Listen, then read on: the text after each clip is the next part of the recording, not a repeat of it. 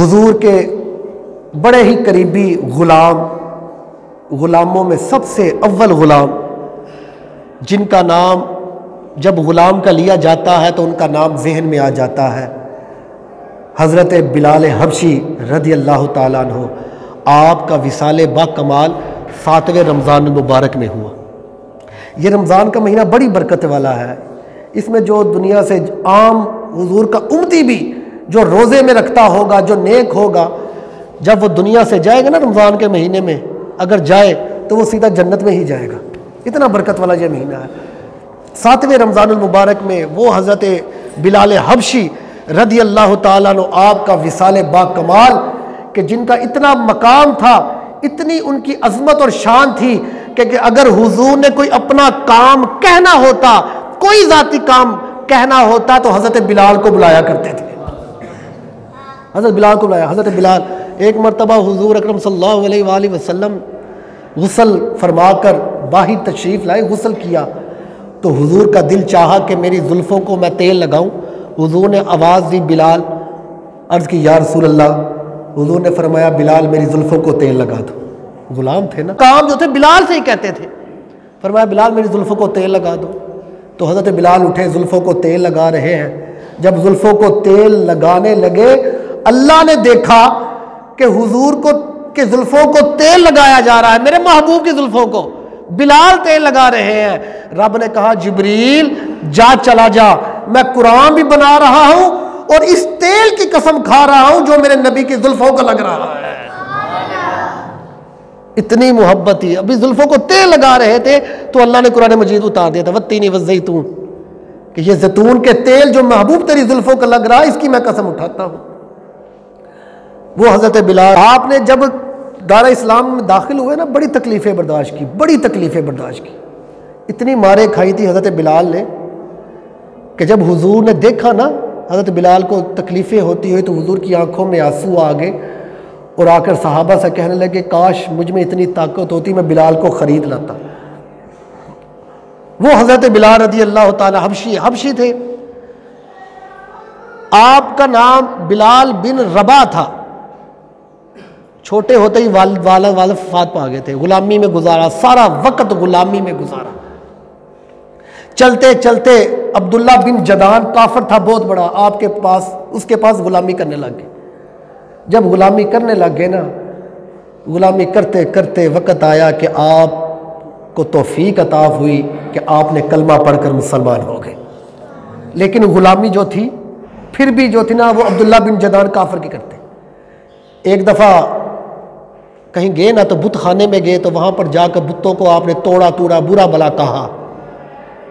تو جب لوگوں نے دیکھا نا تو وہ سیدھا عبداللہ بن جدان کے پاس گئے، عبداللہ تیرا غلام تو بتوں کو برا بلا کہہ رہا ہے، اس نے تو کلمہ پڑھ لیا ہے نبی کا، تو بدنام ہو جائے گا۔ عبداللہ بن جدان نے کیا کیا، چھوٹے سے تھوڑے سے کوڑیوں کے مل حضرت بلال کو نا امیہ بن خلف کے بعد بھیج دیا تھا، امیہ بن خلف کے بعد۔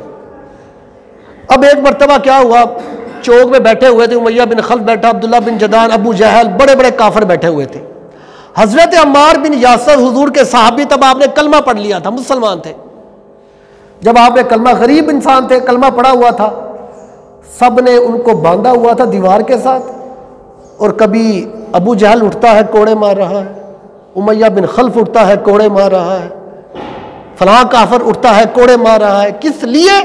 کہ تو نے کلمہ پڑھ لیا ہے، ایک غریب ہو کر، غلام ہو کر تو نے کلمہ پڑھ لیا، دین چھوڑ دیا، اس لیے مارے کھا رہے تھے۔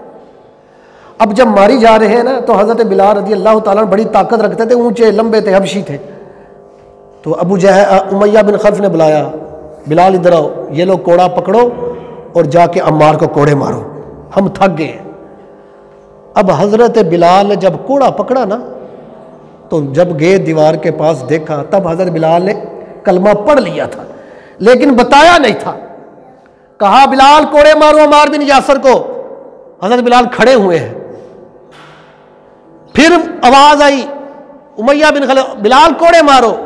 حضرت بلال عمار بن یاسر کے پاس آئے تو حضرت عمار کو پتا تھا، تو کیا کہنے لگے، عمار کہنے لگے بلال چپ کر کے 2 کوڑے مار لے، ان کو نہ بتانا کہ تو نے بھی کلمہ پڑھ لیا ہے، ان کو نہ بتانا۔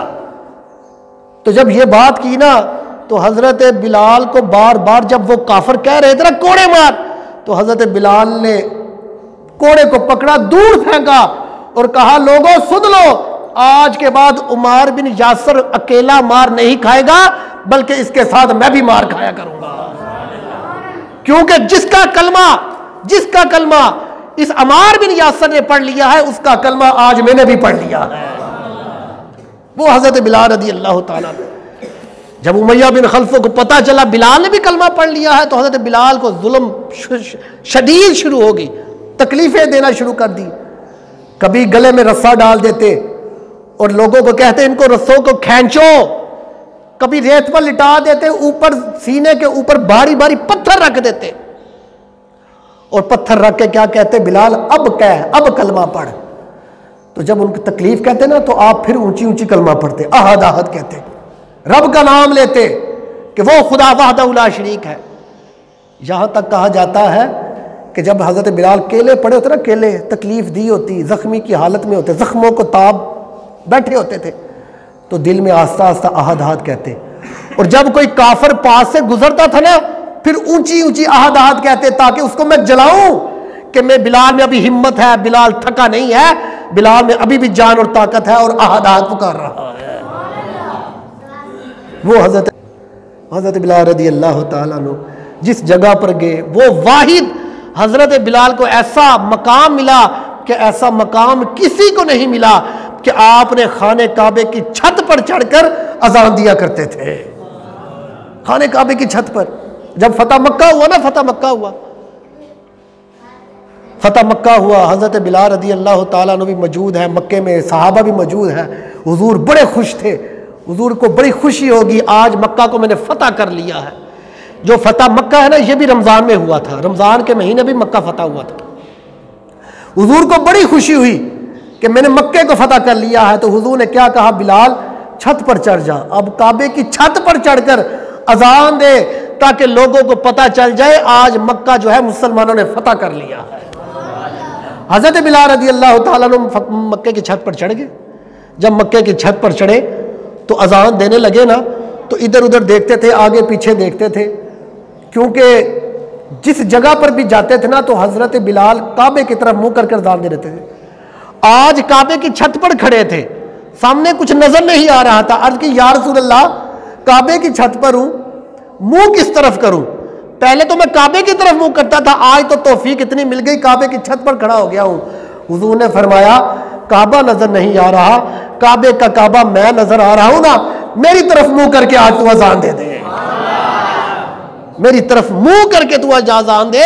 ہاں کہتے ہیں شاعر کہتے ہیں اعلیٰ حضرت حاجیو آؤ شہنشاہ کا روزہ دیکھو، کعبہ تو دیکھ چکے اب کعبے کا بھی کعبہ دیکھو۔ تو حضور نے کیا فرمایا بلال آؤ میری طرف آج منہ کرو، کعبے کی چھت پر کھڑے ہو جاؤ اور چہرہ جو ہے میری طرف کرو اور میری طرف